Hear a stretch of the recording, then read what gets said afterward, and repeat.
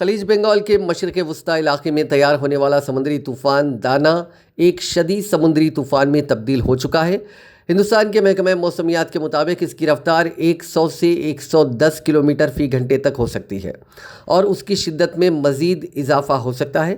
Report کے مطابق اس طوفان کے آج رات دیر گئے یا 25 اکتوبر کی صبح کو اڑیسہ کے بھترکنیکا اور بھدرک ضلع کے دھامرا کے ساحلوں سے ٹکرانے کا امکان ہے۔